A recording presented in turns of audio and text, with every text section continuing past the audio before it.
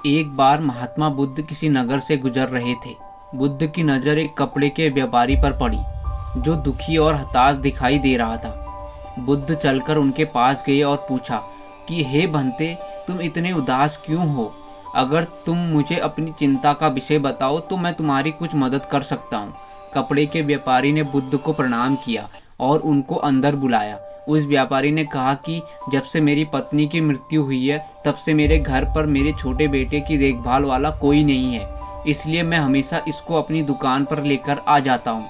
लेकिन मेरी दुकान पर आने वाले हर ग्राहक की पगड़ी को उछालकर फेंक देता है, कभी कभी उनका झोला उठाकर बाहर फेंक देता है।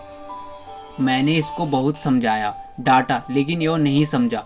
इसकी इस हरकतों की वजह से मेरे सारे ग्राहक खुद को अपमानित मानकर वापस चले जाते हैं। बुद्ध बोले, मैं तुम्हारी सहायता कर सकता हूँ, पर तुम मुझे वचन दो कि मैं जो भी करूँगा तुम उसमें दखलंदाजी नहीं करोगे, ना ही कोई प्रश्न करोगे। व्यापारी बुद्ध को वचन दे देता है। अगले दिन बुद्ध एक पगड़ी पहनकर आए और एक ग्राहक की भांति आकर बैठ गए। व्यापारी का बेटा आया और बुद्ध की पगड़ी को उछाल दिया। महात्मा बुद्ध मुस्कुराए और कहा, बहुत अच्छा, जाओ उस पगड़ी को वापस लेकर आओ। वह बच्चा दौड़कर गया और पगड़ी लाकर बुद्ध को दे दी। अगले दिन बुद्ध एक कुल्हाड़ी और एक लकड़ी लेकर आए।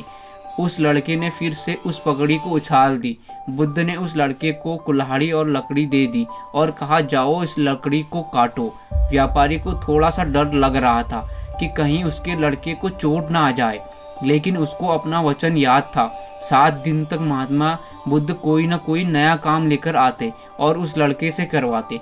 शीघ्र ही वो लड़का भूल गया कि उसको किस की पगड़ी उछालनी है।